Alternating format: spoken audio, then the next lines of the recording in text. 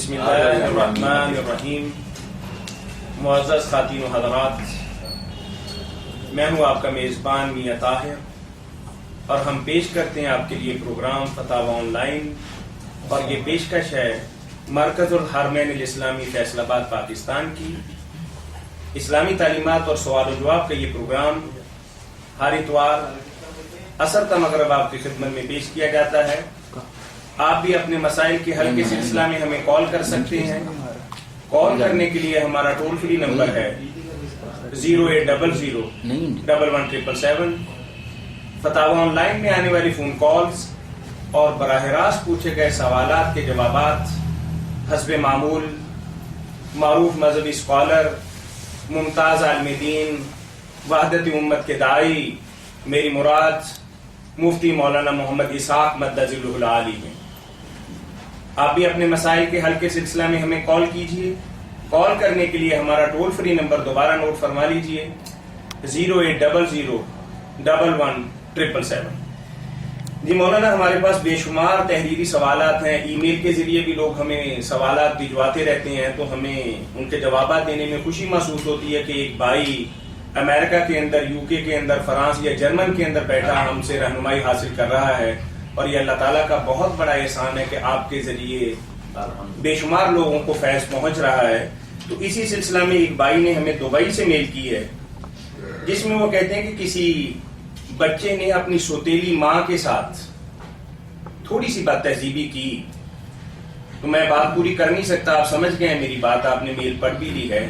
تو اس حوالہ سے انہوں نے پوچھا ہے کہ اب وہ ان کی والدہ یا ان کے والد کا اپنی بیوی کے ساتھ کیا تعلق برقرار ہے یا نہیں برقرار. اس سلسلہ میں قرآن و سنت کی روشنی میں جو بھی حکم ہے وہ واضح فرما دیجیے. کال بھی لیں گے. جی السلام علیکم ورحمۃ اللہ. جی السلام علیکم. وعلیکم السلام. جی بھائی. سر آپ میری خیریت کر رہا ہوں. جی فرمائیے بھائی، آپ سوال پوچھ سکتے ہیں. سر آپ کے ملازم کو کہیے کہ کوئی توجہ کو سننے کا ذرا اسپیڈ سے وہ مسئلہ ہوگا. جی ٹھیک ہے، فرمائیے. سنت کا اجماعی عقیدہ جو ہے کہ تمام کتب مدارس اور جو مدارس میں پڑھایا جاتا ہے وہ عقیدہ یہ ہے کہ ہمارے انسان کو غیر ایمان کے اپنے رسول اللہ صلی اللہ علیہ وسلم کو نمک کے لیے دیکھا، اور اس انسان کی بہت غیر ایمان کی حالت ہوگی. ہر وہ انسان صحابی رسول ہے، اور آج صحابی بالکل ہی مدار مومن سچا حاضر ہے. موجود ابو ذر رضی نے لکھا کہ جو آدمی کسی ایک صحابی کا مطابق ہو جائے صدیق ہو جاتا ہے. امام احمد نے ربہ نے فرما دیا کہ جو آدمی حضرت عمر بن عبد العزیز کو امیر معاشیت کرتے جانے پر ایسے آدمی کے پاس بیٹھنا، اس کے بعد کھانا پینا، اس کی بیماری میں تیمارداری کرنا، اس کا جنازہ کرنا بھی ہمیں کرتا ہے. تفسیر قرطبی میں امام محمد فضل نے خود ایک شخص پر لعنت بھیجی جو کہ ایک بھی صحابی کے قریب پر کمائی رکھتا تھا. عبداللہ بن عمر رضی اللہ عنہ کا فرمان ہے کہ صحابی کا ایک لمحہ غیر صحابی کے ذکر بھائی مان کے عبداللہ حضرت سعید بن زید اشرف البشر نے فرمایا کہ صحابی کا ایک لمحے کا یاد ہے وہ صحابی کی عمر پانے والے مسلمان سے بھی افضل ہے. امام سیوطی نے فرمایا کہ جو ایک صحابی کی برائی بیان کرے وہ دراصل رسول اللہ صلی اللہ علیہ وسلم کو دیے دے کر صدیق ہو گیا. صحیح احادیث میں کسی ایک بھی صحابی کے خلاف معمولی زبان بازی کو حرام قرار دیا گیا. قرآن پاک میں واضح الفاظ میں مہاجرین اور انصار دونوں کی مدد کرنے والے ہر صحابی کو سچا عابد، نیک، جنتی اور ایک دوسرے کے لیے رحمدل اور صحیح اپنے جنتی قرار دیا. ان تمام باتوں کے کو بنیاد بنا کر مبشر احمد ربانی اور عبداللہ ناصر رحمانی نے مولانا اسحاق صاحب کو صدیق، ملحد اور اپنے قوموں کو پوچھا وہ گستاخ قبر رسول گستاخ معاشیت قرار دیا. اور ان کے پاس بیٹھنا، کھانا پینا، ان کی بیماری میں تباہکاری کرنا، سنانا پڑتا ہے کہ وفات کی صورت میں جنازہ پڑھنا حرام ہے، اور جو ایسا کرتے ہیں وہ بھی حرام کے مرتکب ہیں. اس کا جواب دینا سر بہت ضروری ہے. اس کی وضاحت فرمائیے. چلیے آپ کا سوال پورا ہو گیا سر؟ ہو گیا. یہ کمپلیٹ ہے سر. چلیے انشاءاللہ. تمام دن پر ہے مولانا صاحب پر، اور ہم لوگوں پر جن کو سنتے ہیں وہ ان کا مکمل سر میں نے آپ کے سامنے پیش کر دیا. جی ٹھیک ٹھیک ٹھیک. پہلا جواب دے دینا. جی ٹھیک یہ بھی دیکھیں گے. ٹھیک. ابھی انسان سے کہہ رہے ہیں کہ آپ کے سوال کا بھی جواب آ جائے گا. جی آپ کے سوال کا جواب آ جائے گا جی انشاءاللہ. آج ہی آئیے، جب بھی آیا آ جائے گا. ٹھیک ہے بیان ہو جائے گا. ٹھیک ہے. چلیے ہم ایک سوال کر چکے تھے آپ سے پہلے، آپ کا سوال ریکارڈ ہو جائے گا، آپ انٹرنیٹ پہ دیکھ لیجیے گا 1-2 دن تک. وہ سوال جو ہے انسان اس کے ساتھ 2 فتوے آئے ہیں بینوریا ٹاؤن سے، جو دارالعلوم مفتیوں نے فتوے جاری، وہ بہت عام ہے. ان بیچاروں کا گھر اجڑ رہا ہے، وہ پریشان ہے ٹاؤن بھی. تو پہلے ان کے بارے میں نا جی ٹھیک ٹھیک فرمائیے. تو یہ مسئلہ جو ہے نا، قرآن مجید میں بات اس طرح آتی ہے نا کہ آدمی نے کسی عورت سے نکاح کیا ہو تو پھر اس کی ماں جو ہے نا اوپر تک دادیاں نانیاں وہ بھی حرام ہو جاتی ہیں، اس کی بیٹی جی بھائی واسیاں وہ بھی حرام ہو جاتی ہیں، اور ان سے مطہرت کہتے ہیں. کہ یہ سسرالی رشتہ قائم ہو جائے تو پھر وہ بیوی کے نا اوپر والیاں بھی نیچے والی جو اس کی اولاد سب آرام ہو. مگر مسئلہ پیدا ہو گیا کہ اگر کسی نے زنا کیا توبہ یا شہوت سے چھوا، جیسے اس لڑکے کے بارے میں آتا ہے کہ اس نے شرارت کی، زنا نہیں کیا مگر شرارت کی، تو اس کے بارے میں پھر مفتی حضرات نے کہہ دیا کہ نکاح جو ہے نا اس کی ماں کا ٹوٹ گیا، ہوتی کی ماں جو تھی اس کا نکاح ٹوٹ چکا، اب اس کا خاوند اس کو نہیں رکھ سکتا کہ اس کے بیٹے نے جب اس کو چھو لیا تو آپ کے لیے کیسے لا رہی. حنفی حضرات کی کتابوں سے نا یہ کر دیا، مگر یہ فتویٰ ٹھیک ہے. پہلے سے بھی کئی لوگ کہتے ہیں یہ فتویٰ کوئی نہیں. اگر کوئی زنا کرے، بدکاری کرے، اس طرح لڑکائی، باپ بھی جو معاذ اللہ کہتے ہیں اٹھا، اس کا ہاتھ شہر سے لگ اٹھا تو اپنی بیوی کے لیے تھا، مرنا رات کی تاریخی میں میرے بیٹی کو ہاتھ لگ گیا، اس کا ارادہ کوئی بات نہیں تھا، شہوت تو بیوی کی، اس کا بھی انکار. انہوں نے نا خاندان برباد کیا. تو مسئلہ جو ہے نا کہ چھو لیا یا بدکاری نعوذ باللہ کر لی، اس سے جو نکاح پہلا ہے وہ کو ٹوٹ گیا. یہ حرام زادہ جو ہے اس کو جی چاہے سزا دیتے رہو. وہ پہلی جو ماں تھی اس کی بیچاری سگی ہو یا سگی باپ کے گھر، اس کے نکاح ٹوٹنے کا جو فتویٰ دیتے ہیں نا، وہ کہتے ہیں یہ عالمگیری میں شامی میں. اور عجیب بات ہے ساتھ ہی کہتے ہیں اس کا نہیں کرنا کیا کہ اگر چھیڑتے منی خارج ہوگی پھر نکاح ٹھیک ہے، پھر نہیں ٹوٹ. اگر صرف چھو ہی رہا تھا پھر ٹوٹ گیا. اور اگر اس کو امداد ہو گیا لڑکے کو پھر کہنا ہے. دیکھیں آپ کہ جب وہ حد کو پہنچ گیا پھر نکاح قائم ہے. ویسے چھوا کوئی مسئلہ بالکل. اب مسئلہ کیا، ادھر دوسرے کچھ حضرات ہیں جو کہتے ہیں کہ کسی عورت کے ساتھ جنا کیا کسی آدمی، تو اس کا بیٹا اس کے ساتھ نکاح کر سکتا.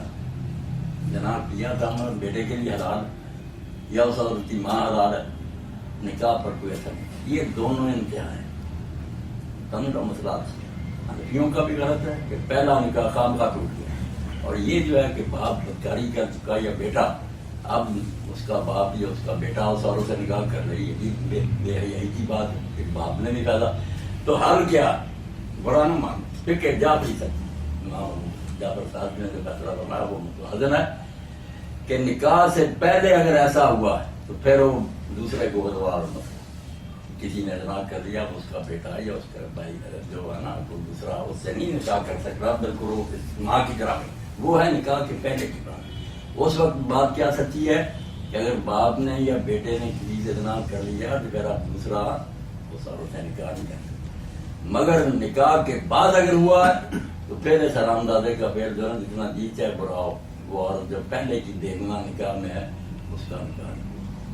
یہ بالکل صحیح اور سچا مسئلہ ہے جو عقل کے مطابق ہے اور دین میں اس کے خلاف کچھ. یہ جو حدیثیں انہوں نے لکھی نا جی فتاوی جان ان کے تو ہم ذمہ دار نہیں. فتاوی کا حال آپ نے دیکھ لیا کہ اگر شہوت سے منی خارج ہو جائے چھیڑتے پھر نکاح ٹھیک ہی ٹھیک ہے.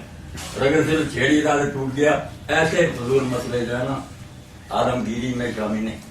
مگر جو حدیثیں انہوں نے لکھ لی نا کہ اللہ کے رسول علیہ السلام نے بھی یہ فرمایا اور صحابہ نے بھی یہ فرمایا. دیکھتے ہیں من نظر الی فرج امرأۃ بشہوۃ حرمت علیہ امھا وابنتھا. ام ہانی کہتی ہیں حضور نے فرمایا کسی عورت کی شرمگاہ کی طرف شہوت سے کسی نے دیکھ ہی لیا تو اب اس عورت کی ماں اور بیٹی جو اس سے نکاح کرنا اس کے لیے حرام، صرف شہوت سے دیکھ لیا. دوسری طرف اسی لعنت کا آیات. یہ بھی میرے بھائی کوئی حدیثیں نہیں، نہ ان کا گزار ہے نہ خیر ہے. اسی لیے ساری عمر گزار کر مولانا عبدالرحیم لکھنوی رحمۃ اللہ علیہ حنفی کی وصیت کر گئے کہ فقہ کی کتابوں میں جو حدیثیں ہیں ان پر ذرا اعتبار نہ. میری عمر گزر گئی، میں حنفی ان کے پر لکھتے ہیں یہ حدیث کو نہیں جانتے، سنی ساری باتوں کو حدیث کہتے ہیں. حدیث کے لیے محدثین کی طرف رجوع کرو، ان کا پانا ہے، وہ جانتے ہیں حدیث کون صحیح. اور یہ جتنی ہے نا یہ ساری خود حنفی عالم اللہ اس پر رحم کرے، مگر وہ بڑا منصف اور نیک لوگوں نے لکھا، دیوبندیوں نہیں. اگر صوفی نہ ہوتا تو منصف نہیں ہو سکتا، پھر متصف ہوتا. وہ ہے علامہ جمال الدین زاہد طریقہ میں، وہ ہے گاؤں میں زیادہ. اس وقت دنیا جہان کی کتابیں کافی ہمیں نہیں ملی، اس کو اللہ جانے کس طرح. اس نے پھر ہدایہ پڑھنا 4 جلدوں میں نصب الرایا، جو حدیثیں اس میں ہیں ہدایہ میں ہماری چھوٹی کتاب میں وہ کہاں ہے. ان کا مقام کیا صحیح ہے صحیح. اور ساتھ ہی جو دوسرے لوگوں کی حدیثیں تھیں کہ شافعی جو کہتے ہیں حدیث ان کے پاس کیا. اتنا انصاف کیا کہ دوسرے فریقوں کی حدیثیں بھی ڈھونڈ کر لے کیا اور اپنی بھی لکھی. جو نہیں ملی اس کو کارنامہ دے دو. یہ نہیں دنیا کی کسی کتاب میں ملی. اور جو ملی ہیں ان پر پورا تبصرہ یہ صحیح ہے. اس میں یہ راوی اتنی اعلیٰ کتاب کہ امام ابن حجر رحمۃ اللہ علیہ جنہوں نے بخاری کی شرح لکھی انہوں نے اس کا خلاصہ تیار کیا. اس کا چھوٹا سا خلاصہ رکھنا چاہیے. لمبی پیسوں کو سمیٹ کر الدرایا 2 جلدیں جو کی جا سکتی ہیں اس میں اکٹھی کرنی ذیلی کی محنت. وہ کتاب ہر عالم کو چاہیے کہ ساتھ رکھ کے وہ بتاتا ہے یہ حدیثیں ہیں ابھی کہ یوں ہی بس کہہ دیا حدیث میرا نہیں. حدیثیں صحیح غلط کے لیے اس نے جو طریقوں میں جھگڑے ہیں اگر رفع دین کرنے والے ہیں ان کی دوست نے اکٹھی کر کے کہ یہ جو اپنے پلے تھا وہ بھی لکھا اور اس میں کہا یہ کمزوری. تو یہ جو بنوریہ کا فتویٰ ہے نا بالکل بے بنیاد اور کمزور ہے. ان کا نکاح بالکل ٹھیک ہے. وہ سیدھا لڑکا جو حرامی جو تھا شرارت کرنے والا لعنت ہو اس پر ماں کا نکاح نہیں ٹوٹا. وہ بیچاری کیوں پریشان اور باپ اس کو کیوں نکالے. بات واضح ہو گئی. چلیے اس میں کوئی ایک کمی سوال رہ اور- گئی تھا جی انشاءاللہ ایک سوال اور آئے گا جی انشاءاللہ اس کے بارے میں بھی میں آپ سے پوچھ لوں گا. آدم علیہ السلام کا بھی پوچھو. جی جی اور بھی دے دیں گے. جی السلام علیکم ورحمۃ اللہ. جی وعلیکم السلام ورحمۃ اللہ. ہیلو جی جی السلام علیکم.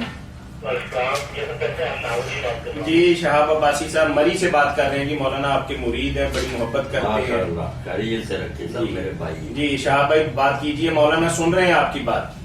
میرے سرکار کی آپ کم ہوتے ہیں اس لیے چھوٹے چھوٹے دو سوال کر سکتے ہیں. ایک یہ بات ہے کہ یہ جو میں نے کسی کو پوری بات بتا رہا تھا کہ تو کہ اس میں گھر کیوں کہ وہ یہ کہتے ہیں کہ کسی ہے کہ یہ مفہوم ہی کرتا ہے کہ مفہوم یہ ہے کہ سنم ممبر پہ جو 3 دفعہ ہو گیا آمین کہا. مجھے بہت تو ان بات پہ آمین کہا تھا. جبریل امین نے جو بات کہی تھی جس پہ نبی کریم صلی اللہ علیہ وسلم نے آمین کہا تھا ممبر پہ چڑھتے وقت وہی سوال ہے آپ کا. جی جی بالکل. چلیں ٹھیک ہے مولانا جواب دیتے ہیں. سمجھ گئے. بالکل وہ حدیث پاک مشہور جی ہے. بالکل مشہور ہے. اللہ کے رسول علیہ السلام منبر کی 3 سیڑھیاں تھیں. پہلے زینہ پر تشریف لے گئے تو آمین کا دوسرے پر کی. لوگوں نے بعد میں پوچھا کہ آج آپ نے اللہ کے رسول علیہ السلام جو کام کیا پہلے تو کبھی نہیں کیا. سیڑھیاں چڑھتے گئے آمین کہتے گئے. تو آپ نے فرمایا جب میں سیڑھیاں چڑھا تو جبریل علیہ السلام منبر کے پاس آ گئے. 3 باتیں انہوں نے کہی ہے کہ سیڑھیاں پر چڑھتی چڑھتی میں پھر آمین کرتا رہا. ایک تو انہوں نے کہا کہ جس شخص نے رمضان المبارک کا مہینہ پایا پھر نہیں بخشا گیا. اس سے پیدا نہیں اٹھ اٹھایا نہ روزے رکھے نہ توبہ کی. رمضان گزر گیا مگر اس کی مغفرت نہ ہوئی راجل اس کا بھی یہ وعدہ بالکل بد نصیب کم بخت ہے رسوا ہو گیا. ایسا قیمتی موقع برباد. اور ایک فرمایا کہ اس کو والدین دونوں یا ایک ماں یا باپ بڑھاپے میں ملے وہ ان کی خدمت سے کبھی بخشا نہیں گیا. وہ بھی بڑا تیسرا وہ جس کے سامنے کسی بہانے میرا یعنی اللہ کے رسول علیہ السلام کا ذکر آیا مگر اس نے مجھ پر ضرور نہیں دیکھا. اس کے لیے بھی آپ نے بس دعا کی. تینوں موقع بہت قیمتی ہیں. رمضان ملے بخشش کا زمانہ والدین جو نجات کا باعث اللہ کے حضور پر دوسری ضمانت ہے کہ حضور حفاظت کریں گے. تھوڑا سا آپ نے نصاب پر کر دیا کہ صبح شام 10 مرتبہ پڑھ دیا کرو تو تمہارے لیے میری شفاعت کرنا حلال حفاظت کرنے کے عباسی صاحب بات واضح ہو گئی. درود شریف کے ساتھ اتنی بات سمجھنی چاہیے نا. ہاں یہی حدیث تھی نا جس کے متعلق آپ استفسار فرما رہے تھے. اچھا اس کے علاوہ کوئی سوال آپ کے ذہن میں ہو؟ نہیں اور کوئی سوال تو نہیں ہے آپ کے ذہن میں؟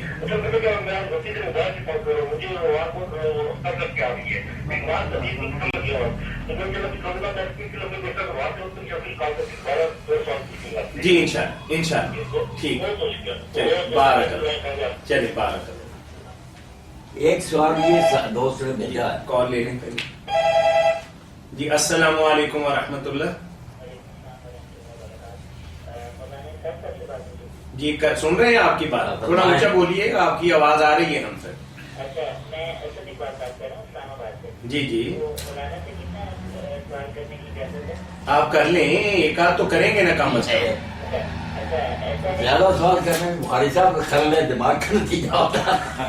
ایک وقت میں زیادہ نہ کریں, بس حد سے حد تین کے اندر ہی رہا کریں, پھر تو کام بن جاتا نا.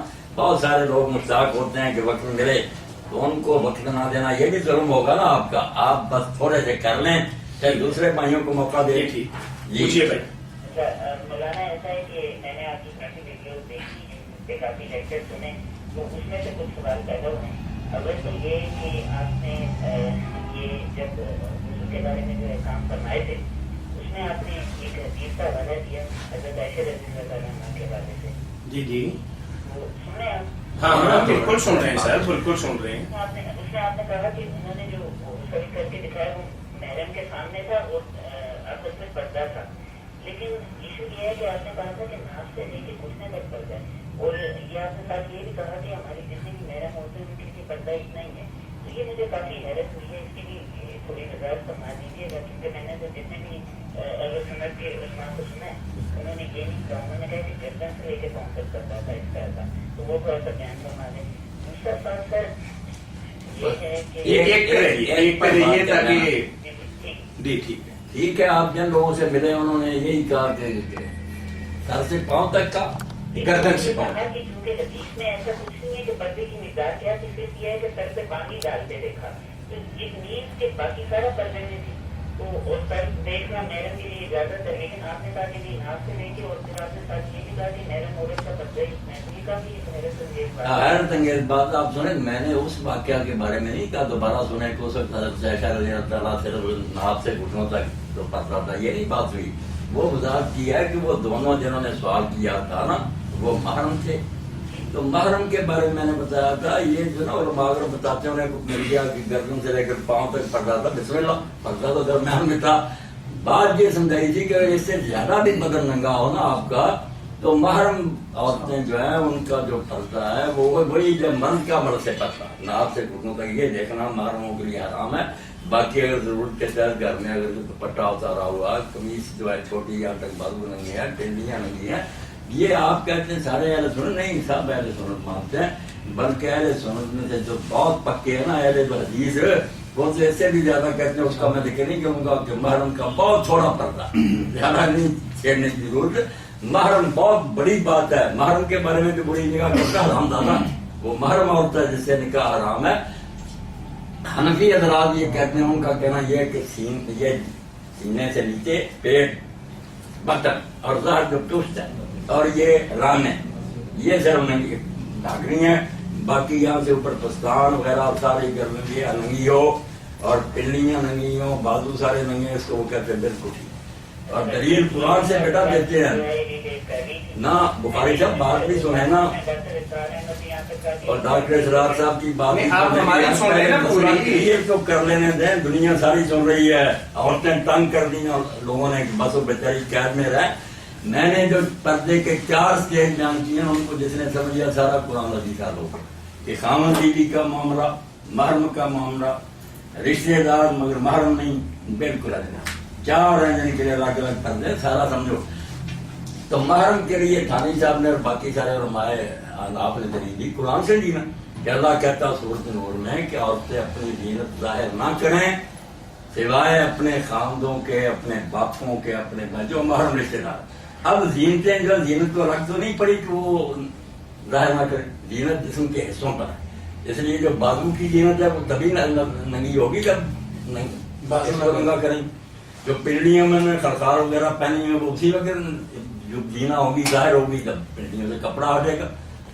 جہاں جو گلے میں ہار وغیرہ ڈالے ہیں سینے تک, تو اسی وقت ابدا ہوگا ان کا ظاہر ہونا جب سینہ ننگا ہوگا. پکی دلیل قرآن سے کہ یہ چیزیں ظاہر کرنے کا مطلب ہے کہ جہاں جہاں یہ زینتیں ہیں زیور, وہ ایسے نہیں دیے گا. اس لیے صرف سینے سے نیچے یہ پشت اور رانے, بڑی محبوب بات ہے ان کی کہ یہ محرم کے لیے پردہ. مگر اس کا مطلب یہ نہیں کہ ننگی جو ہے چرچی کرے, ضرور گھروں میں ضرور پڑ جاتی, کام کرنا ہوتا بچیوں نے سر ننگے کرنے, تو محرموں کا معاملہ بخاری صاحب بالکل الگ ہے. باقی اس واقعہ میں اما کہاں تک ان کا قدم ننگا تھا وہ تو میں نے مسئلہ کم وقتوں کو سمجھایا منکرین حدیث کو کہ اگر وہ زیادہ بھی ننگی ہونا مگر ناف سے گھٹنوں تک ڈھکی ہوئی ہو تو شریعت کے خلاف کوئی اعتراض نہیں. اگر انہوں نے مسئلہ سمجھانے کے لیے اپنے بدن پر پانی ڈالا پھر کیا ہوگی؟ وہ دونوں ان کے اپنے ہی تھے محرم. ہاں اگر کسی عالم کو مل گیا نا کہ وہ پردہ پورا تھا تو کوئی نہیں، میری بات کے خلاف نہیں. وہ تو میں نے کلیئر کیا کہ اگر زیادہ بھی ہو اتنا حصہ ڈھکا ہوا تو محرم ہوتے ہوئے جائز کوئی اعتراض نہیں کر سکتے. آپ کہیں نا بات. اچھا سر ایسا ہے کہ دوسرا آپ نے جو معاویہ رضی اللہ عنہ کے بارے میں آپ کا جو کیا ہے وہ میں نے سارا سنا. سر ایسا ہے کہ جو بھی آپ نے احادیث بیان کی جس کی بنیاد پہ آپ نے انہیں جنگی ٹکرا اور کہا کہ وہ بغاوت پہ ہی مرے بغیر توبہ کیا. نہیں بخاری صاحب آپ نے کہا ہے کہ مولانا نے ان کو جہنمی کہا ہے، کہ آپ نے سنا ہے؟ نہیں دیکھیں معاف کیجیے گا وہ میں روانی میں شاید کہی ہوں پچھلا میں نے کہا میں تو یہ کو نہیں جاننی کرتا مجھے کیا مطلب ان کی سیاست کے بارے میں مولانا نے اختلاف ضرور کیا ہے لیکن اتنی بڑی بات مولانا نے کبھی نہیں کہی. نہ میں ان کے بیٹے کے بارے میں بھی نہیں کہتا، جاننی کہنے کا مجھے کیا. وہ کہہ رہے میرے سے سامن نکل گیا کلیئر ہونا چاہیے لوگ میرے خیال ہے. ٹھیک ہے. تو ایسا ہے کہ حضرت حسن علیہ السلام نے آگے ان کو سونپی سونپی تو آپ جن احادیث سے یہ باتیں کریں انہیں احادیث سے یہ ان کی جو ہے شام کی حق میں اتنی باتیں ہیں پھر یہ سارا کنٹراڈکشن ہو گیا چلیں مانا. لیکن جب حسن علیہ السلام نے صرف دیکھی خلافت سے جو بھی ان کو امام مانتا ہے ان کے لیے ضروری ہے کہ وہ جو بھی جب امام حسن کو امام مانتا ہے اس کے لیے ضروری ہے کہ وہ امام مانے حضرت کیونکہ یہ آپ اپنے امام سے بڑھ کے کیسے کوئی جائیں گے. آپ چلو بخاری صاحب تھوڑی سی بات کیا کریں میں ساری فوراً سمجھ جاتا ہوں آپ کیا کہنا چاہتے ہیں. یہ سورہ حسن جو ہے نا رضی اللہ تعالیٰ اس پر جو میرا پورا لیکچر ہے کہ آپ نے کیوں کی اور کیا حالات سے اور کس لیے کی وہ آپ سننے میں بالکل سلی ہو جائے گی. صدیوں سے لوگ گمراہ کر رہے ہیں کہ حسن نے خلافت چھوڑ دی اس لیے یہ خلیفہ بن گئے. نہیں مولا علی قاری کہتا جس نادان نے کہا کہ حسن کے دستبرداروں سے معاویہ خلیفہ ہو غلط کہتا. حدیث پاک میں آیا کہ یہ بادشاہ ہے اور بادشاہ بھی ظالم ملک عزوز کا حضور نے حسن کی جو ہے نا چھوڑنا کوئی انہوں نے پلیٹ پر رکھ کے نہیں دی. پہاڑوں جیسے رکھ کر کھڑے تھے حسن تو جنگ کے لیے گئے تھے مگر جب انہوں نے رشوت دے دی ان کے کمانڈروں کو اور جھوٹی افواہ پھیلا دی کہ کیس تو قتل ہو گیا کمانڈر ان چیف لشکر میں گڑبڑ پڑ گئی. اب حسن قتل ہو جاتے پھر تم خوش ہوتے. انہوں نے دیکھا کہ ٹھیک میں انہوں نے فرمایا کہ 30 سال بعد ظالم باد سے حوالے کرو اس کو اور ساتھ ہی توڑ کھول جائے کہ جو یہ کہتا ہے میں حضرت عثمان کے خون کا بدلہ لینا چاہتا ہوں. اور اسی سے اس نے لوگوں کی آنکھوں میں دھول جھونک لی ہے. لوگ سمجھ نہیں سکے اور سارے کہتے ہیں واقعی یار ٹھیک ہے اس کے چچا کا بیٹا قتل ہوا یہ فراڈ ختم اس کو فری ہینڈ دو پھر پتہ لگے کہ قصاص لیا. 20 سال حکومت کی قصاص کسی سے نہیں لیا بلکہ حضرت عثمان کی بیٹی فاطمہ روئی جب مدینہ گیا اس نے چچا جس بات پر تمہیں فساد کرے کی اب اس کا نام ہی نہیں رہتا. کہنے لگا آرام سے بیٹھ. اب بھی لوگ اگر میرے مجھے ہوئے ہیں تو دل سے سب ناراض مجھے پتا میری حکومت کو نہیں پسند کرتا. تم ایسے ایسے فساد شروع کرنا چاہتے صرف حکومت چھینی. بتائیں صحابہ کے ہوتے مہاجر انصار کے اگر نام بھی کچھ ہوتا معاویہ کا حق مانتا تھا خلیفہ بننے. حضرت عمر رضی اللہ عنہ جو مکہ کے موقع پر جنہیں معافی ملی ہے طریق یہ ان کے بیٹے آگے ان کے بیٹے 3 پشتوں کا اسلامی خلافت میں کوئی نہ تھا. یہ تو بدقسمتی سے بیوقوف بنا دیا امت کو. مہاجر انصار بیٹھے رہ گئے ایک شخص نے خون کا ڈرامہ رکھا زبردستی کر حسن نے تو پھر اس لیے حکومت چھوڑی کہ اگر نہ چھوڑوں تو یہی کہیں گے یار اس کا مطالبہ قصاص کا تھا پردہ ہٹا ہو. اور بعد میں 20 سال میں آپ سننے جو پھر اس نے کیا حج کے ساتھ حج مرتبہ پر مارنا شروع کیا. نص قرآن اور رسول اللہ نے بڑی مشکل سے جاری کیا. بڑے برسنے زکات کھانی شروع کر دی اور لوگ صحابہ سے جا کر چیخے جو اس کے دور میں مرے حضرت صاحب میں رہی صاحب کہ دے بیت المال کو دے گی رہا سلطان کیا کر. انہوں نے کہا یار تم حوالے کرو تم بری ہو جاؤ گے. یہ بولتا ہے نماز کے اوقات اس طرح تبدیل ہوئے کہ لوگ جو دانت جو نا ہونٹوں دبانے لگے کہنے واقعی حضور نے بتا دے یار ایسے حاکم جو بے وقتن والے یہ زیاد کا پڑھیں اس کے گورنر کا سارے گورنر آپ خدا کے لیے حدیث کا دفتر کنگال ہیں. یہ مسئلہ حضرت معاویہ کی ذات کا نہیں بالکل آپ کا نظام اسلام کا حضور کر دیتے ہیں، برباد ہو گیا۔ اس میں میں کبھی نہیں اخفا کروں گا، نہ چھپاؤں گا، نہ دوستی نہ کچھ جانوی، کوئی بات نہیں صحیح۔ مگر اسلام کو نقصان سے پہنچا، اور ایسا پہنچا آج تک پھر خلافت نصیب نہیں ہوئی۔ ڈاکٹر اسراف صاحب کو کیا پتہ پڑا، میں 2-3 مرتبہ ملا ہوں، کوئی شے خدا کی نہیں آئی ہوں۔ میں نے کہا صحیح حدیثوں کے خلاف تم ان کا دفاع کرتے، بھائی دوستی کون کہتا ہے، جہنمی کون کہتا ہے؟ ہم تو بعد میں نالائق جنہوں نے حرم شریف میں نوازنے کی شرابیں پی ان کو بھی نہیں کہتے دوستی، خدا نے کو نہیں کیا، مگر حقائق مان نہیں اب اگلا اگلے ہفتے پہ رکھیے، کافی ٹائم انشاءاللہ ہر ہفتے ہم بیٹھتے ہیں۔ آپ خدا کے لیے نا میرے سارے خطبے پہلے سنیں، حسن بھی یاد ہے کہ سارا کچھ، اور حسن کا ایک میں بتا دوں رجن، اس سے ہی سارا فیصلہ ہو گیا کہ جب عمر بن العاص نے اجازت ہے معاویہ کے دستے رات، انہوں نے کہا معاویہ یہ حسن تقریر نہیں کر سکتا، اس کو خطبہ دینے کے لیے کہو، جب انہوں نے حکومت حوالے کر اس کا پول کھل جائے گا کہ یہ خلافت کا ہے تو بات بھی نہیں کر سکتی، تو حضرت حسن ممبر پر چڑھے، انہوں نے جو خطبہ دیا وہ سب کتابوں سے نکال کر دیا۔ انہوں نے کہا اللہ نے ہمارے پہلے کے ذریعے لوگوں کو ہدایت دی، رسول اللہ کی بات، اور میں آخری ہوں ان کا جو خلافت چھوڑ رہا ہوں۔ اگر معاویہ کا حق تھا تو اس کو حق مل گیا، اگر میرا تھا تو میں امت کو خون سے بچانے کے لیے چھوڑ دیا۔ اور آخر میں اشارہ کر کے انگلی کر کے کہا وَإِنْ أَدْرِي لَعَلَّهُ فِتْنَةٌ إِنْ هُوَ إِلَّا فِتْنَةٌ لَكُمْ فَاتَّقُوهَا، میں نہیں جانتا یہ تمہارے لیے فتنہ اللہ نے پیدا کر دیا۔ معاویہ کی طرف تو معاویہ نے پھر عمر بن العاص سے کہا یار یہی سنوانا تھا، کھلم کھلا اس نے کہہ دیا کہ یہ فتنہ امت کے لیے، یہ ٹکڑا نہیں سنا۔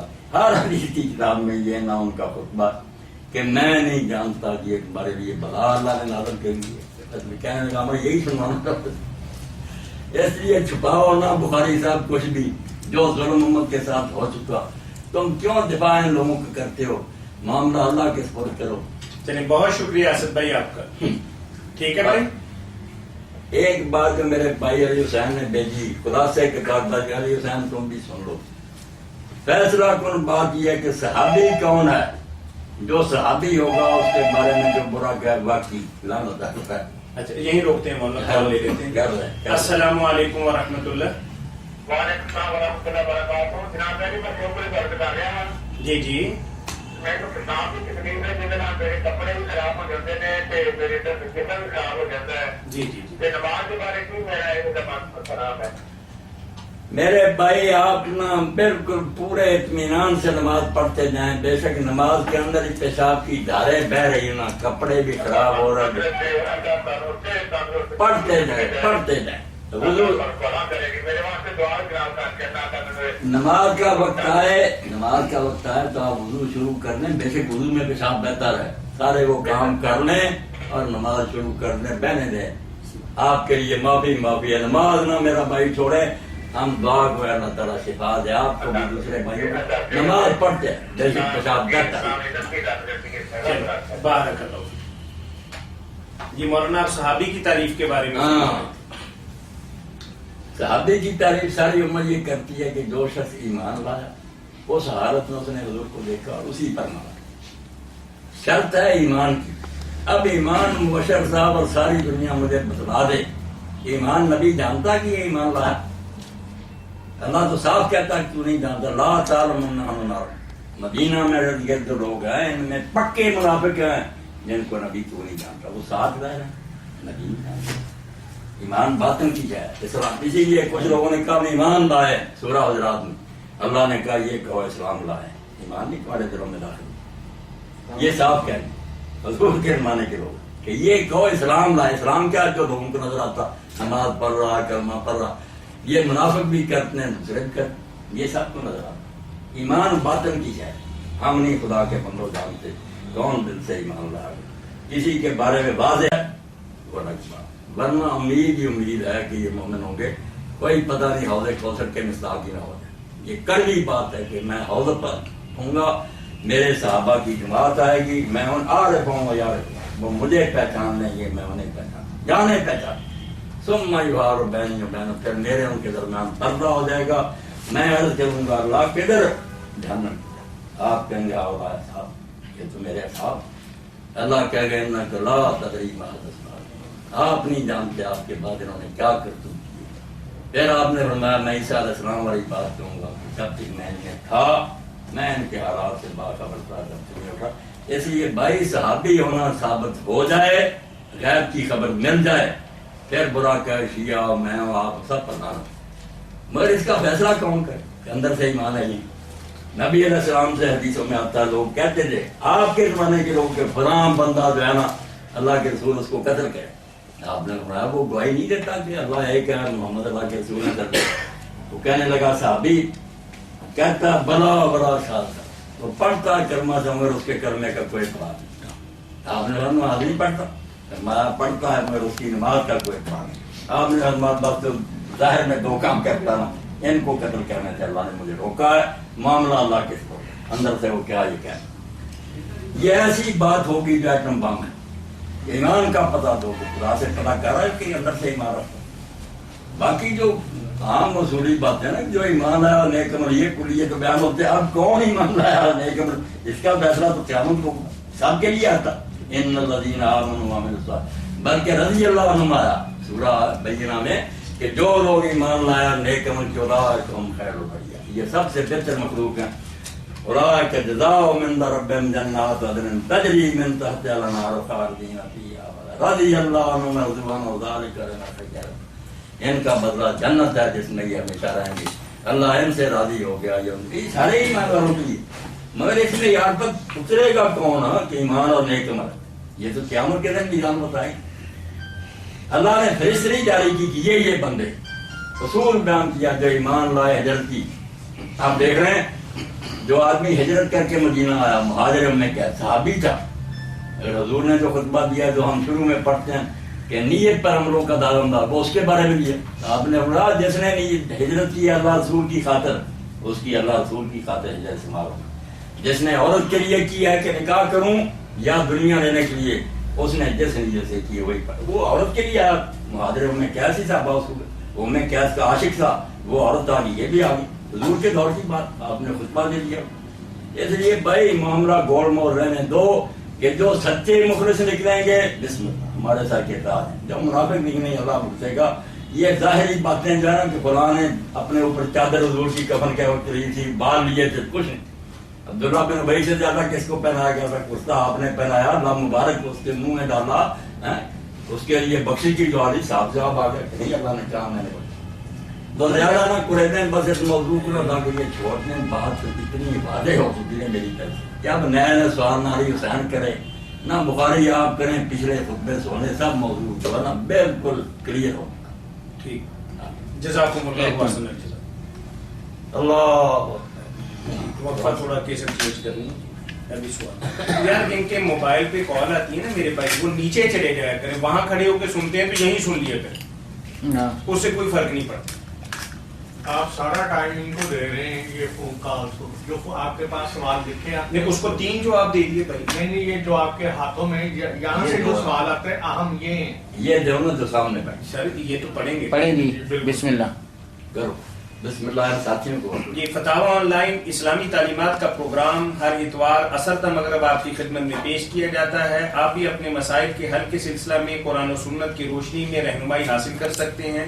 کال کرنے کے لیے ہمارا ٹول فری نمبر ہے 08001117777.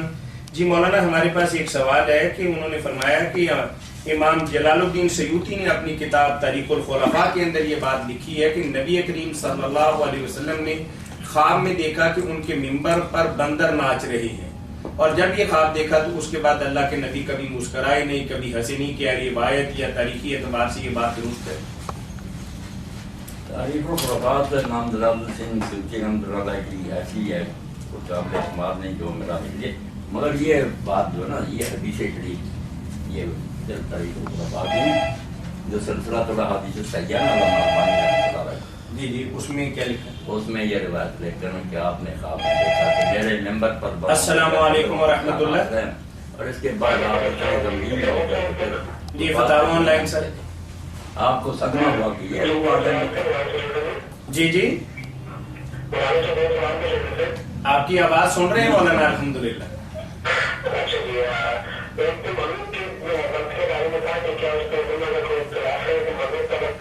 کیا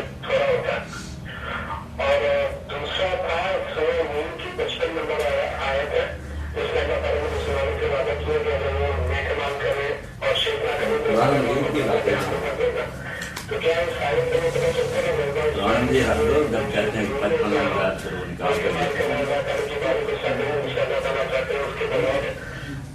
ٹھیک ہے ٹھیک ہے ٹھیک ہے۔ یعنی آپ کا پہلا سوال یہ ہے کہ نماز مغرب کا وقت کہاں تک ہے، یہی سوال ہے نا سر آپ کا؟ بعض لوگ کچھ کہتے ہیں، بعض کچھ کہتے ہیں، مولانا وضاحت فرماتے ہیں جی آپ کے لیے۔ نہیں پوچھ رہے نا یہی ہے یا کوئی اور؟ نہیں مولانا یہ بھائی کہہ رہے تھے، سوال ان کا پہلے بھی آیا تھا، ابھی ہم پروگرام نہیں شروع کیا تھا، وہ کہہ رہے کہ بعض لوگ کہتے ہیں کہ مغرب کے کچھ دیر کے بعد مغرب کا وقت ختم ہو جاتا ہے، اور بعض لوگ کہتے ہیں کہ عشاء کی اذان تک مغرب کا وقت رہتا ہے، تو یہ کنفیوژن تھی بھائی کو، تو اس لیے ان کا جواب چاہیے۔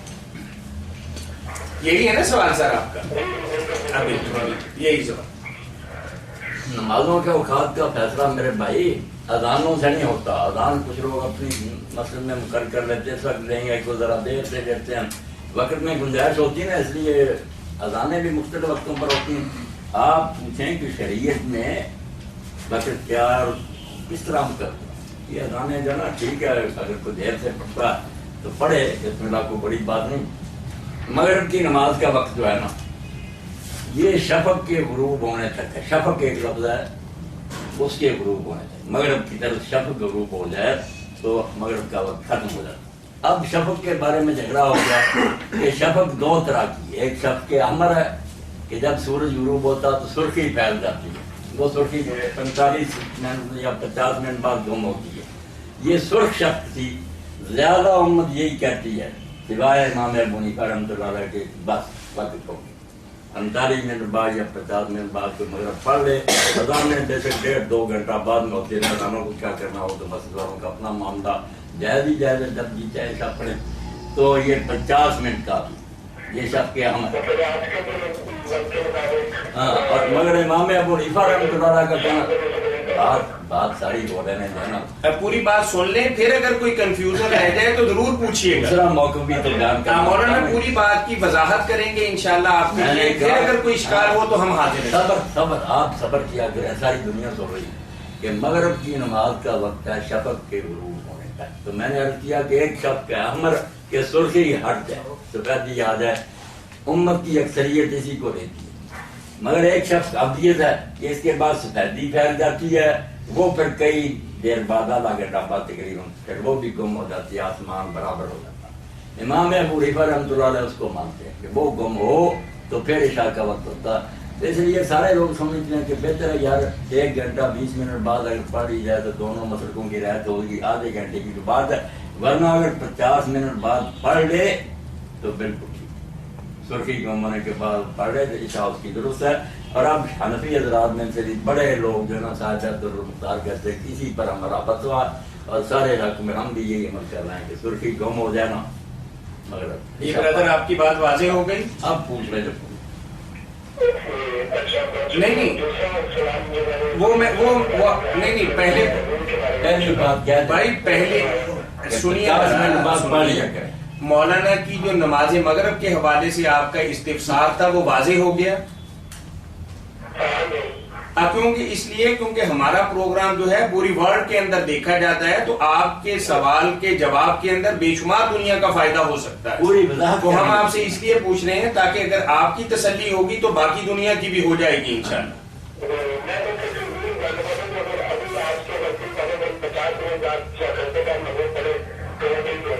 بالکل نماز ٹھیک ہے، عشاء ٹھیک ہوگی۔ جی مولانا آیت نمبر 55 سورہ نور کے حوالے سے یہاں ہے جی، انہوں نے پوچھا ہے پوچھیں جی، سوال آپ کا سن لیا جی، اب مولانا اس کے حوالے سے میں نے نہیں سنا۔ اچھا ٹھیک ہے، آپ دوبارہ سوال دہرائیے گا جی، ایک سطر کے میں نے نہیں سنا، میں نے نماز سورت نور کی آیت نمبر 55 کے حوالے سے آپ نے ایک استفسار کیا ہے، وہ بتائیے کیا پوچھنا چاہ رہے ہیں؟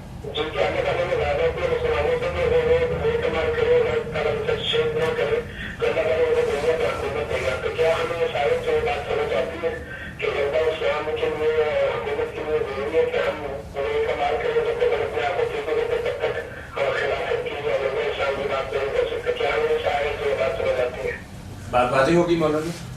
بھائی کہہ رہے ہیں کیا، میں عرض کر دیتا ہوں، بھائی یہ کہہ رہے ہیں کہ کیا غلبہ اسلام کے لیے ہمیں نیک صالح ہونا ضروری ہوگا یا اس کے بغیر بھی غلبہ اسلام ہو سکتا ہے؟ یہی سوال ہے نا سر آپ کا؟ نہیں میں عرض کر رہا ہوں سورہ نور کی آیت ہمارے سامنے آ گئی, پہلے ہم سوال طے کر لیں نا, پھر اس کا جواب آ جائے گا. سوال آپ کا یہ ہے, سوال یہی ہے نا آپ کا؟ ٹھیک ہے سر. جی مولانا کیا بتائیں؟ سوال یہ ہے کہ بھائی کہہ رہے ہیں کہ قرآن کریم میں اللہ وحدہ لا شریک نے یہ بات فرمائی ہے کہ غلبہ اسلام کے لیے تم سب کا نیک صالح ہونا اور ایک خاص طریقہ کار پر جو اللہ اور اس کے نبی نے فرمایا اس پر چلنا ضروری ہے, تب اسلام غالب آئے گا. تو بھائی پوچھ رہے ہیں کہ کیا اس کے بغیر بھی اسلام غالب آ سکتا ہے؟ جیسے ہم نعرے لگاتے ہیں, جلسے کرتے ہیں یا ریلیاں نکالتے ہیں, تو کچھ ایسا بھی طریقہ ہو سکتا ہے شارٹ کٹ؟ قرآن مجید کی سورہ نور کی یہ آیت جو ہے نا, اس میں بیان ہوا تم میں سے جو لوگ ایمان لائیں اور نیک عمل کریں ان سے اللہ وعدہ کرتا ہے کہ انہیں زمین میں حکومت عطا کرے گا جیسا کہ ان سے پہلے لوگوں کو حکومت دے چکا, اور جس دین کو ان کے لیے پسند کیا ہے اس کو ان کے واسطہ قوت دے گا اور ان کے خوف کے بعد اس کو امن میں تبدیل کرے گا, بشرطے کہ میری بات کرتے ہیں کسی کو میرا شریک نہ بنائیں, اور جو کوئی اس کے بعد بھی کفر کرے گا تو ایسے ہی لوگ تو نہ فرمائیں. جی جی اب بتائیں کیسا کیا کریں؟ اس میں تو یہی کہا جو ایمان لائے. جی مولانا فرما رہے ہیں کہ شرط یہی ہے کہ آپ عمل صالح کریں اور وہی طریقہ کار اڈاپٹ کریں جو قرآن کریم آپ کو بتاتا ہے اور قرآن کریم آپ کو سمجھاتا ہے. اس نظام کو جب تک آپ نہیں اپنائیں گے تب تک غلبہ اسلام نہیں ہو سکتا. ٹھیک بات واضح ہو گئی سر؟ چلیے بارک اللہ. ٹھیک ہے بارک. آپ نے فرمایا کہ جو بندر والی روایت ہے سلسلۃ الاحادیث صحیحہ کے حوالے سے آپ نے فرمایا اس میں نہیں آیا کہ رسول کریم علیہ السلام نے خواب میں دیکھا کہ بنو امیہ میں میرے ممبروں پر اس طرح ناچ ٹاپ رہے ہیں جس طرح بندر. لفظ بنو امیہ ہے اس میں؟ بنو امیہ ٹھیک ٹھیک گزرے ہیں. تو اس کے بعد پھر آپ نہ مضموم ہو گئے جب تک پھر اس دنیا میں رہنا آپ کو انس سے بھر.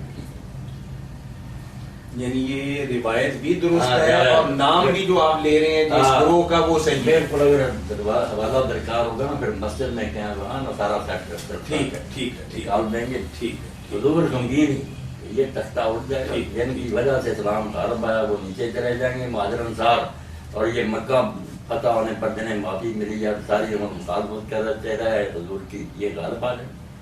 بات تو صدمے کی تھی. چلے ٹھیک ہے. مولانا ایک روایت کے حوالے سے آپ سے استفسار کیا ہے لیکن یہ انہوں نے بھی حاشیہ پہ لکھ دیا. فقہا نے کہا کہ یہ گویا نص ہے خلفائے اربعہ کے برسر حق ہونے کی, ان کی ذات میں اللہ کا وعدہ استقرار بالعرض تمکین دین پوری طرح پورا ہو سکا. چار طریقے. البتہ امیر معاویہ رضی اللہ عنہ زمرہ میں شامل نہیں کیونکہ وہ نزول وقت تک ایمان نہیں لائے تھے اور نص میں ان کی جانب اشارہ نہیں. آگے عربی عبارت بھی لکھی ہے ولا يدخل فی معاویہ لأنه لم يكن مؤمنا في ذلك الوقت. جب یہ مولانا جس کتاب سے اقتباس پڑھ رہے تھے یہ ایک مایا ناز اردو کی تفسیر ہے, تفسیر ماجدی اس کا نام ہے. مولانا عبد الماجد دریابادی رحمۃ اللہ علیہ کی یہ تفسیر ہے جسے مولانا یہ جملے آپ کو پڑھ کے سنا رہے تھے. اگر کسی بھائی کو ضرورت ہو تو سورہ نور کی آیت نمبر 55 کے ضمن کے اندر یہ بات لکھی ہوئی ہے. یعنی مولانا اپنی طرف سے بات نہیں کر رہے, اس کا باقاعدہ ایک حوالہ ہے. مولانا ایک روایت کے حوالے سے آپ سے استفسار چاہتے ہیں, بات سورہ نور کے حوالے سے پوری ہو گئی تھی. یہ ہے کہ حضرت امام باقر فرماتے ہیں کہ نبی کریم صلی اللہ علیہ وسلم کی رحلت مبارکہ کے بعد سوائے 4 صحابہ کے سارے اسلام سے مرتد ہو گئے تھے, اور 4 صحابہ اکرام کا انہوں نے نام لکھا ہے کہ حضرت علی مرتضیٰ رضی اللہ تعالیٰ عنہ, ابو ذر غفاری رضی اللہ تعالیٰ عنہ, سلمان فارسی اور ایک مقدار بن اسود. یہ 4 صحابہ اکرام کا نام لکھا ہے, اور روایت کے حوالے سے انہوں نے آپ سے پوچھا کہ کیا یہ روایت صحیح ہے؟ میں نے صحیح کیا کہنا, یہ جو کافی جو کتاب روزہ میں نا شیعہ حضرات کی بڑی مستند کتاب ہے, مگر اس کا بیان کرنے میں ہم اہل سنت دونوں شیعہ کہتے ہیں کہ 4 کے سوا سارے اسلام سے مرتد ہو گئے. ایسا کوئی آپ ان کی رجال کی کتابیں دیکھیں نا, زیادہ نہیں. علامہ مامکانی کی تنقیل انکار دیکھ لیں, بہت صحابہ کے ساتھ حسن نیک صفا سب چلے جائیں, مرتد کوئی نہیں. باقی جو مرتد کا لفظ آیا روایت بھی اتنی کو مضبوط نہیں. مرتد ویسے اپنی کتابوں میں نظام الحفاظ میں علامہ ذہبی میں چاہے غلطی ہے مگر لکھی مرتد ہو گیا. چلے پہلی بات تو یہ ہے کہ روایت صحیح نہیں. چلے جزاکم اللہ خیر. بات جو سمجھنے نہیں بہت ضروری ہے, شیعوں کو بھی سمجھنا چاہیے سنیوں کو, کہ مرتد کا لفظ صرف اسلام سے نکلنے والے کے لیے نہیں بولا جاتا. جو اسلام چھوڑ دے وہ بھی مرتد ہے، مگر ایک ارتداد ہے انل استقامت۔ ابن حجر رحمۃ اللہ علیہ فرماتے ہیں جو وہ حوض کوثر پر آئیں گے نا، اگر وہ مرتدی ہو گئے ہوتے تو حوض کوثر پر نا ٹھیک ہے دوزخ کی طرف لے جائے گا، مگر بری حرکتوں کی ہے۔ مگر لفظ وہاں بھی ہے لم یزالوا مرتدین علی اعقابہم منذ بعثنا، جب سے آپ انہیں چھوڑ کر کے آئے یہ اس وقت سے مرتد ہوتے تھے۔ لفظ مرتدی ہے ان صحابہ کے لیے، مگر وہ کہتے ہیں ایک ارتداد ہے اسلام ہے، اسلام سے انقدام، ایک استقامت سے پیچھے آئے، یعنی قیام دائم نہ رہے۔ حضور کے دور میں جو ہے نا پختہ کچھ نہیں۔ اس طرح تو ہماری حدیث کی کتاب میں آتا ہے کہ سوائے ابن عمر کے صحابی کہتا ہے کہ میں ہر صحابی کے بارے میں بتا سکتا ہوں کہ اس کو دنیا جو ہے نا اس نے اپنی لپیٹ میں لے، سارے کسی سوائے عبداللہ بن اس کو دنیا کو بڑا نہیں کر سکی۔ اب وہ ایک ہی بچاتے ہیں، یہ ہے استقامت سے ہٹا کہ پہلے جیسا پکڑو درویشی، ٹھیک ہے فتوحات ہوئی، مال آیا، حالات بن گیا، اسی لیے حضرت ابوبکر بخاری پیٹ پڑے کہ یار یہ رسول اللہ کے زمانے میں درویشی تھی، وہ کیا گئی مدینے میں، اب یہ کیا ہوگا۔ تو یہ نقطہ یاد رکھنا ہے کہ مرتد اگر کہیں آئے تو مراد السلام علیکم ورحمۃ اللہ نہیں رہ جتنے، یہ تو حضور نے خود فرمایا تھا کہ میں تمہارے لیے بچاؤ ہوں، جب ہو گیا ریکارڈ، جب میں چلا جاؤں گا صحابہ میں کتنے یہ ہو گیا ریکارڈ ہو گیا۔ صحابہ بعض والوں کی یہ بچاؤ یہ چلے جائیں گے، بعض والوں میں اور لے آئے، یہ قدرتی بات۔ حالانکہ رسول کے زمانے میں جو دین کی حالت تھی وہ نہیں بعد میں رہی۔ ٹھیک ٹھیک، یہ ارتداد استقامت، یعنی مطلب صحیح اسلامی اصولوں پہ مضبوطی کے ساتھ قائم نہ رہنے کو بھی آپ ارتداد ان کہتے کو ہیں۔ جو شیعہ نے کہہ دیا نا کہ یہ مرتد نہیں ہوئی، یعنی پختہ ہے، مطلب کیا کہ یہ حضرت علی کے ساتھ ہے، حضرت ابوبکر کی بیعت جب انہوں نے نہیں کی پھر بات، تو یہ بھی انہوں کے ساتھ ہے، ان کے ساتھ انہوں نے بیعت، اس کو کہتے ہیں کہ یہ بچے ہیں۔ باقی اسلام نہیں چھوڑا، نمازیں سب پڑھتے تھے، روزے رکھتے تھے۔ جی السلام علیکم، جی السلام علیکم ورحمۃ اللہ۔ بس جی چلیے، یعنی آپ نے یہ بات بتا دی کہ علامہ ذہبی نے بھی اپنی کتاب کے اندر اس بات کو لکھا ہے، لیکن یہ بات جو ہے وہ پایا ثبوت تک نہیں پہنچتی۔ اور ارتداد کا آپ نے ترجمہ یہ کیا کہ ایک تو ہے کہ دینی اسلام سے پھر جانا، یہاں وہ مراد نہیں، اس کا معنی یہ کہ ان کے استقامت نہیں رہی، ورنہ اس حدیث بخاری میں بھی یہی آتا ہے کہ آپ کے بعد نا مرتد ہوتے چلے گئے، لفظ مرتد ہی ہے، حالانکہ وہ عہدے کوثر بھی پہنچتے ہیں۔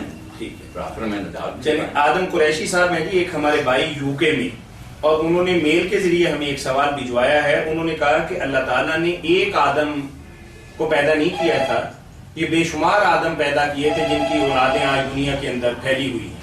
جی السلام علیکم ورحمۃ اللہ۔ جی وعلیکم السلام، بخاری بات کر رہا ہوں آپ سے۔ جی بخاری بھائی ٹھیک ہے؟ جی اللہ کا شکر ہے، السلام علیکم۔ جی وعلیکم السلام۔ ہلو، جی سن رہے ہیں آپ کی بات؟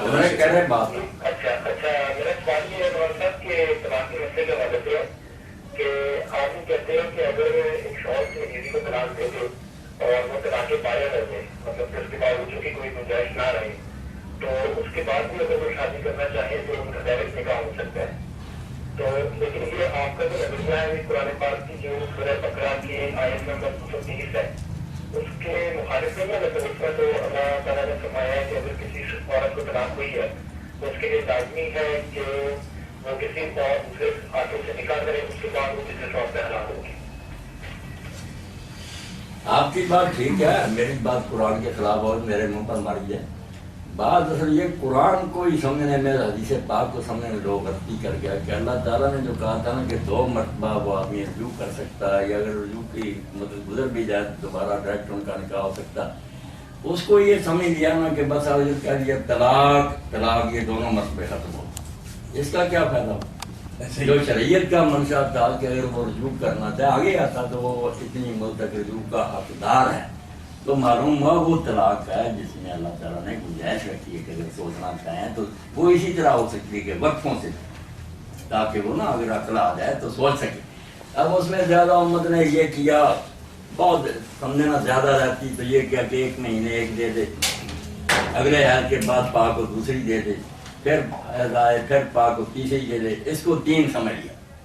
کچھ نے تو یہ سمجھ لیا اکٹھی 3 دے دیں، وہ تینوں کچھ نے یہ مہربانی کی، یہ تو نہیں مہینہ بعد، مگر یہ بھی بے بنیاد بات ہے، مہینے سے کیا پیدا ہوا؟ میں جو کہتا ہوں سب سے الگ کہ ایک طلاق دینے کے بعد طلاق دے ہی نہیں سکتے جب تک اس کو دوبارہ بیوی نہ بنائے یا رجوع کرے. اگر مدت گزر گئی ہے تو اس سے دوبارہ نکاح کرے, پھر کبھی موقع آئے گا تو وہ دوسری طلاق دے. ورنہ مہینہ کے بعد صرف مذاق ہی ہے کہ وہ عدت گزار رہی ہے, تم طلاق شدہ اور اس کو طلاق دیتے, کیا فائدہ اس کا؟ تو مسئلہ اصل میں سمجھنے کے لیے گہرا ہے. زندگی کے لیے 3 چانس, ایک طلاق, ایک نکاح میں ایک طلاق دی, 3 ماہ تک یا 3 حیض تک رجوع کر سکتا. اگر گزار دیا نکاح کر سکتا. جب نکاح کر لیا یا رجوع کر لیا تو دوبارہ بیوی بن گئی. اب پھر موقع ملے گا, پھر کبھی ناراض ہوگا دوسری طلاق دے سکتا. پھر بھی یہی رہے گا اس مدت تک رجوع دوبارہ. 3 چانس زندگی میں اس نے پورے کرنے, الگ الگ رجوع کر کے بیوی بنا کر. پھر وہ بات ہے کہ وہ اور کسی اور سے نکاح کرے, ڈرامے کے طور پر نہیں, جس کو حلالہ کہتے ہیں. یہ حلالہ سوچنے والوں پر اللہ کی فرشتوں کی لعنت. اتنی بےزتی عورت کی تھی, پہلے اس نے طلاق دیا, اور کو دیتے ہوئے اور شرطیں بھی لگا دی کہ جوان آدمی, بچہ نہ ہو, بوڑھا نہ ہو, جو پوری طرح جمع نہ کر سکے, اس سے نہیں حلال ہوتی. اچھی طرح عورت کو بےزت کر, شرم کر. وہ مراد تھا سچا نکاح, کہ کس میں کوئی سازش نہیں, کوئی ڈرامہ نہیں, ایمانداری سے اب عورت کسی خاون کے ساتھ نیک نیتی سے نکاح کرتی ہے بسنا, اور وہ بستے رہیں. پھر بائی چانس ان کا اختلاف ہو یا ان میں سے کوئی مر جائے, وہ حلال ہوگی. وہ تو اللہ نے ایک دیوار کھڑی کی تھی یاجوج ماجوج کی, کہ تیسری مرتبہ طلاق دیتے ہو. سوچ لو کہ اب یہ چانس کس طرح ہو سکتا ہے کوئی بسنے کی نیت سے کرے اور پھر یہ مرے یا اس کو چھوڑے. جو سازش کے طور پر کرے کہ پہلے ہی نیت ہے چھوڑ دینا, وہ نکاح, وہ تو جنا آپ اس کا نام بیسک نکاح رکھے, وہ نکاح کوئی نہیں, این جنا. نکاح وہی ہے جو نیت ہے محسنین غیر مسافرین, کہ عیاشی نہیں کرنی ہمیشہ کے لیے اس کو بیوی بنا کر, بعد میں بائی چانس بے اتفاقی ہو جائے, بلا کا ہنگامی حالات ہے, پہلے ہی نیت بعد یہ نکاح کوئی. اس لیے زندگی بھر میں 3 موقع ہیں الگ الگ کہ طلاق دی ایک ہی, پھر رجوع کرے یا دوبارہ اس سے نکاح. یہ بخاری صاحب یہاں ایک نقطہ چھوٹا سا میں واضح کر دوں, شاید اس کو سمجھنے میں تھوڑی غلطی ہوگی یا ہمیں سمجھانے میں غلطی ہوگی. مولانا نے یہ فرمایا کہ آپ نے اپنی بیوی کو خدا نہ خواستہ ایک طلاق دی اور رجوع کی مدت گزر گئی اور آپ نے رجوع نہیں کیا, اور اس کے بعد آپ دونوں تجدید نکاح کے ساتھ دوبارہ میاں بیوی بن سکتے ہیں. یہ بات ہے, یعنی جو قرآن کریم کی آیت مبارکہ کا آپ نے حوالہ دیا ہے نا, وہ تو 3 طلاقوں کے بعد ہے, یعنی محدثہ طلاق ہے. یہ 3 طلاقیں الگ الگ. جو پہلی طلاق کے بعد اگر آپ نے ٹائم میں رجوع نہیں کیا تو دوبارہ میاں بیوی بن سکتے ہیں, یعنی رجوع کا آپ کا حق ختم ہو گیا, آپ کی بیوی اپ گریڈ ہوگی, اب اس کی رضامندی آپ کے نکاح کے لیے ضروری ہے. یہی بات ہے نا مولانا؟ 2 مرتبہ تو رجوع یا رجوع نہیں تو تجدید نکاح. تجدید نکاح اس طرح 2 مرتبہ ہو سکتا ہے, تیسری مرتبہ پھر زندگی میں لے گا پھر. یہ بخاری سے بات واضح ہو گئی. بات ہے کہ وہ عورت, ہاں تو پھر ٹھیک ہی بات ہے, کوئی غلط بات ہے. امام ابن تیمیہ خود لکھتے ہیں کہ بہت سے مالکی اور بہت سے شافعی عالم یہی کہتے ہیں کہ جتنی جی چاہے طلاقیں لگاتار دیتا جائے, ایک وقت میں وہ اثر نہیں کرے گی, وہ ایک ہی رہے گی جب تک وہ دوبارہ اس کو بیوی نہیں. فتاوی میں لکھا ہو, اس لیے اس فتوے کو لینا بری بات ہے. اسلام کے وہ فتوے لو جس سے لوگوں کے گھر آباد ہیں. چلیے راشد بخاری صاحب بہت شکریہ آپ کا, جزاک اللہ. بات واضح ہو گئی سر, جزاک اللہ. ٹھیک ہے جی ہوئی ہے. مولانا وہ آدم قریشی صاحب کا سوال میں دوبارہ دہراتا ہوں. قریشی صاحب کا سوال میں نے سمجھ لیا کہ حضرت آدم علیہ السلام کے بارے میں پوچھتے ہیں کہ ایک ہی آدم اللہ نے پیدا کیا یا بہت سے آدمی پیدا کیے, کیونکہ وہ کہتے ہیں, کچھ لوگ کہتے ہیں نہیں ایک آدمی کی نہیں بات, بہت سی جماعت پیدا کی تھی. یہ ساری باتیں بالکل بکواس ہے. آدم ایک طرح نام ہے, ایک آدمی ہے اکیلا جس کا نام آدم ہے, جس طرح محمد ابراہیم نوح ایک آدمی ہے. ان اللہ اصطفیٰ. غلام پرویز بڑی ادھر ادھر کی باتیں کرتا تھا کہ آدم سے مراد بس آدمی ہیں, بے شک کروڑوں اللہ نے اکیلا پیدا کر دی. آدمیون جو کہنے لگے کہ آدم والے, آدم کوئی تھا نا جس کی وجہ سے آدمین ہوئے, ورنہ ان کا کوئی اور نام ہوتا, نسبت کیوں ہوئی. اور پھر مان گیا کہ ایک جگہ تو قرآن کی ایسی جہاں مجبور ماننا پڑتا کہ نہیں اس نام کا کوئی خاص آدمی تھا. وہ یہی آتا ہے ان اللہ اصطفیٰ آدم ونوحا وآل ابراہیم وآل. یہاں کہتا ہے, یہاں تو صاف کہتا ہے اللہ آدم کو نوح کو اللہ نے چنا. بے بس ہو گیا بات قرآن نہیں کہ نہیں, یہاں ایک ہی حقیقت میں ایک ہی آدم ہے جس کی وجہ سے ہم سب کہلاتے ہیں آدمی, آدم کی نسل. باقی جو حیران ہوتے ہیں نا کہتے ہیں سائنسدانوں نے کیا کیا، سائنسدانوں کے باپ دیکھتے تو سب کتنے پیدا ہوا. ایک طرف تو سائنس کا دار و مدار ہے مشاہدے پر، آنکھوں دیکھی بات مان، یہ اندازے لگانا کہ شاید ایسا ہوا، بہت سے یہ سائنس ہے. یہ تو کیا اثر آئی ہے سائنس تو ٹھیک بنتے ہوئے بھی لوگوں نے دیکھے ہیں بہت سے آدمی اس وقت. پھر بات کریں سائنس کے معنی کی خلاف ہے کہ بے دیکھی بات. سائنس کا معنی یہ ہے کہ بات مشاہدے میں آتی ہے، جو مشاہدے میں نہیں آتی وہ فلسفے کا ہے، جو قیاس میں ہے وہ فلسفہ. وہ فلسفہ کیا سرائی خیال وہ ان کی باتیں. آدم قریشی صاحب بات واضح ہو گئی کہ مولانا یہ فرما رہے ہیں کہ آدم ایک ہی تھے جن کا نام بھی آدم تھا، ایک ہی ہستی کو اللہ وحدہ لا شریک نے پیدا کیا، اور آج کے 7 ارب انسان جو ہیں وہ سارے آدم کی اولاد سارے بنی آدم کے بیٹوں. اور سائنس کی جو بات ہے وہ اس لیے پریکٹیکلی غلط ہے کہ انہوں نے دیکھا نہیں ہے، انہوں نے صرف سوچا ہے، اور سوچنا فلسفے کا کام ہے، سائنس کا کام اور نہیں. نہ یہ سارے سائنسدان ایسا کہتے ہیں، اگر کوئی بیوقوف چاند ایسی بات کہتے ہیں وہ سارے سائنسدان ہیں. بہت سائنسدان مومن ہیں، مسلم ہیں، صحیح بات کو مانتے ہیں. ٹھیک ہے ٹھیک ہے، جزاکم اللہ احسن الجزاء. آدم علیہ السلام کا تو حضور نے واضح فرمایا کہ جمعہ مولانا ایک آپ نے جمعہ کے دن وہ جنت میں داخل کیے گئے، جنت کے دن اسی دن نکالے گئے، اسی دن ساتھ پائی. جی السلام علیکم ورحمۃ اللہ. جی جی السلام علیکم.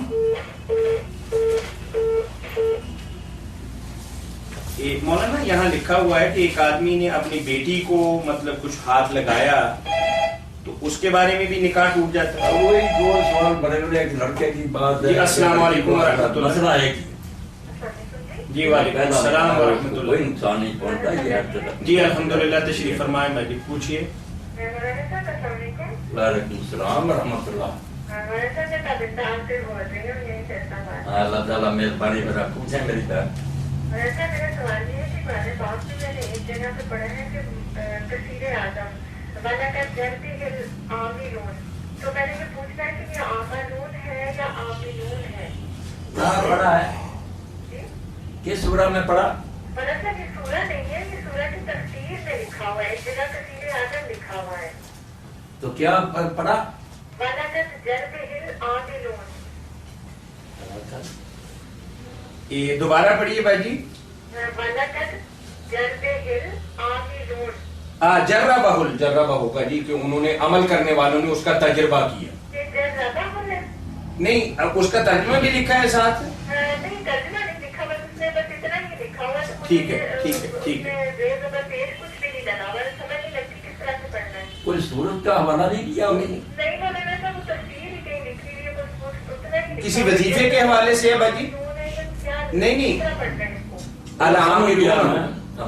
سمجھ گئے نا آپ. وہ میری بہن انہوں نے کسی آیت کے بارے میں لکھا ہوگا کہ اس کو اتنی بار پڑھا گیا یا اس طریقہ سے پڑھا گیا تو انشاءاللہ یہ مقصد حاصل ہوگا. ہمارے قرآنی کے علماء تفسیروں میں لکھتے ہیں نا، بڑی اچھی بات ہے. تجربے میں آ گئی بات، وہ کہہ رہے ہیں وہ اس میں پھر آتا ہے ولا کا جرب اور عاملون. عاملون عین کے ساتھ یہ نا عاملون کہ عمل کرنے والے لوگوں نے، عاملوں نے اس پر تجربہ کیا، یعنی پریکٹیکلی کر کے دیکھا کہ واقعی یہ تھا. ٹھیک ہے ٹھیک ہے. جی بالکل. ہمارے ساتھ ایک دوسرا سوال کر سکتے ہیں؟ جی کر سکتے ہیں بہن، کیوں نہیں کر سکتے. ویسا اس طرح ہے کہ جو عمرہ بدن یا حج بدن کرتے ہیں، ایک تو اس کا صحیح طریقہ بتا دیں. دوسرا ایک ہمارے عزیز ہیں، انہوں نے اس طرح سے کیا ہے کہ ان کے والد صاحب کی خواہش تھی حج کرنا، یا تو وہ نہیں کر سکتے. ان کے فوت ہونے کے بعد ان کی اولاد ثابت ہوئی ہے کہ وہ کر سکتی ہے، لیکن ابھی ان کے پاس اتنا وقت نہیں ہے کہ وہ جا سکیں. تو انہوں نے والد صاحب کے نام کسی اور سے اس کو عمرہ کرنے کے لیے بھیج دیا، پیسے بھی خود بھی نہیں ہے اس کو. تو یہ کیا طریقہ قبول ہو سکتا ہے؟ ہاں میری بہن بالکل قبول ہو سکتا ہے. اگر ان کے پاس وہ خود نہیں جا سکتے، دوسرے کو خرچہ دے کر بھیج دیا تو بالکل ٹھیک ہے. والد میں جو یہ حج رہ گیا نا، یہ قرضہ بن گیا، تو بندوں کا قرضہ ادا کرنے سے اللہ کا زیادہ بن گیا. اس لیے بیٹوں نے شاباش، اللہ ان کا عمل قبول کرے اور والد مرحوم کو اللہ تعالیٰ جنت میں جگہ دے. بہت اچھی بات. کر دے بند کر دے قرار ہے نا تو بالکل ٹھیک قرار ہے. بس بس.